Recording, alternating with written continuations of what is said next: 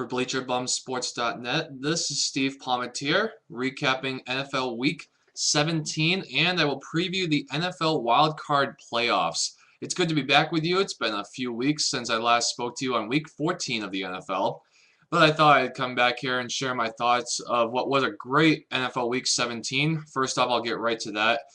First thing we got to talk about, of course, is the Denver Broncos unable to beat the Kansas City Chiefs, falling 7-3 at home. Tim Tebow simply has not looked the same in the past 3 weeks to a month. And luckily, however, the Oakland Raiders also lost to the San Diego Chargers, so the Denver Broncos took home the AFC West division regardless at 8-8, a lot like the NFC West title was last year when the Seattle Seahawks won the division title with 7 games as well. Also, another big game included the Baltimore Ravens and the Cincinnati Bengals. Baltimore was able to win a big game on the road, something that has really been a problem for them this year, and they were able to beat the rival Cincinnati Bengals to get the bye and the number 2 seed in the AFC for the postseason, a very important thing for the Ravens, having, of course, beaten the Pittsburgh Steelers both times this season. That was their real goal, to get into the playoffs as a home seed. It'll be the first time the Ravens will have that. They've always had to go to Pittsburgh in the past, and that has caused trouble for them. So it'll be interesting to see how far the Ravens can make a run now, being at home only except for New England being the number 1 seed, of course.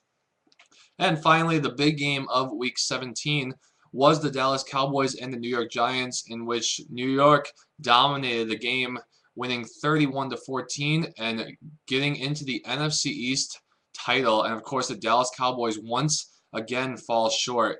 Can't really blame Tony Romo much with this loss. The defense just simply has not played well. They gave up 3 fourth-quarter leads earlier this season, including one just a few weeks ago to the Giants in Dallas a couple weeks ago when they blew that 12-point lead with 5 minutes to go. Dallas simply had a lot of opportunities to win the division over the year and simply could not get it done. A very disappointing season for them. Now we move, of course, into NFL Wild Card Weekend. The playoffs are set to begin next week. It's an exciting time for myself, and a lot of intriguing games in the playoffs this week coming up. The first wildcard game of the weekend is the Cincinnati Bengals, who I said backed into the number 6 seed in the AFC with the Jets and Raiders losing, facing the Houston Texans, the number 3 seed in Houston. This game actually just happened a few weeks ago. It was in Cincinnati when Houston made a dramatic last-second touchdown to beat the Bengals by 1 point. So if that happens again in the playoffs, we are set for a great way to start the playoffs.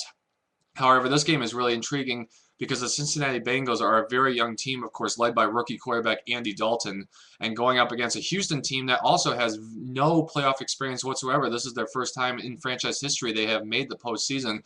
So both teams not very experienced, and it'll be interesting to see how each team plays in the pressure-packed playoff way. Of course, Matt Schaub is still out for the Houston Texans. They've lost 3 in a row entering the postseason, and they're having quarterback issues. So it's a tough game to predict on who will play the best.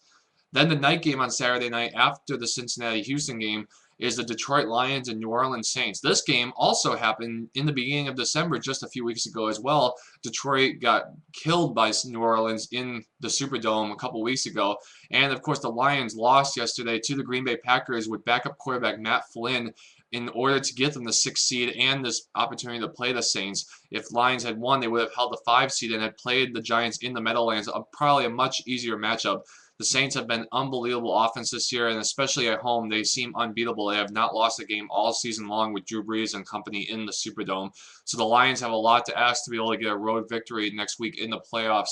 This is, of course, the first playoff game for the Lions franchise in over a decade as well, so a lot of inexperience compared to the Saints, who won the Super Bowl 2 years ago, have a lot of playoff experience. So it'll be an interesting game to see how that goes, but it's going to be a tough test for the Lions for sure.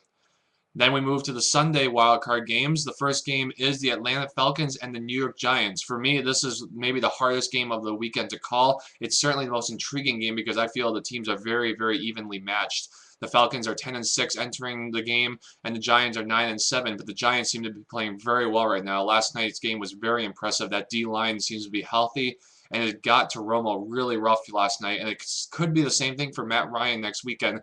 Matt Ryan, just like the Dallas offense, has a lot of weapons with that Atlanta offense with Julio Jones, Roddy White, Michael Turner.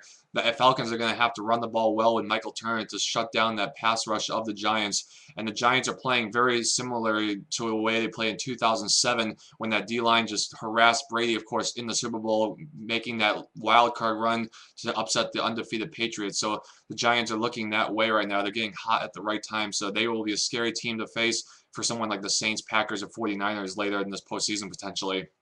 And the final game of the wild card weekend is the Pittsburgh Steelers and the Denver Broncos. The Denver, even losing 3 in a row, they are able to host a playoff game. It's pretty incredible, but it's hard to see how Denver is going to be able to come up on top against the Steelers defense. I just look at the struggles Tebow has had lately, and he hasn't faced a defense even close yet to the Pittsburgh defense. The Chicago defense was probably the closest he did, and he played very well in the fourth quarter against them. But the Pittsburgh defense is sure to haunt Tebow, you would think, for most of this game. If the Chiefs did what they did, teams are starting to figure out the way Tebow plays now and what his good things are and what his bad things are. And you have to think Mike Tomlin and that defense are going to study film all week, knowing what Tebow does good and bad. So it's a hard matchup. Of course, Pittsburgh just lost Rashard Mendenhall, their running back, potentially for the whole year with an ACL injury. So that's a big loss for Pittsburgh going down later in the postseason run potentially. But I like Pittsburgh in this game against the Denver Broncos. Denver has a very little inexperience. Of course, Tebow being only a second-year starter, this will be his first playoff game. Whereas, of course, Pittsburgh Steelers have won multiple championships with Roethlisberger, plenty of playoff experience in there. You have to like Pittsburgh possibly in this game on the road against Denver. But overall, these 4 games all have an interesting intrigue in different ways, whether it be the drama of Tebow, the youth of Cincinnati and Houston, the tough call against Falcons and Giants, or the offensive showdown it should be with the Lions and Saints. It could be a 48-45 loss for the Lions again, I've been saying, just like Packers yesterday was. I will be back here Friday to make my wild card picks. Until then, I'm Steve Palmatier for BleacherBumSports.net. Take care.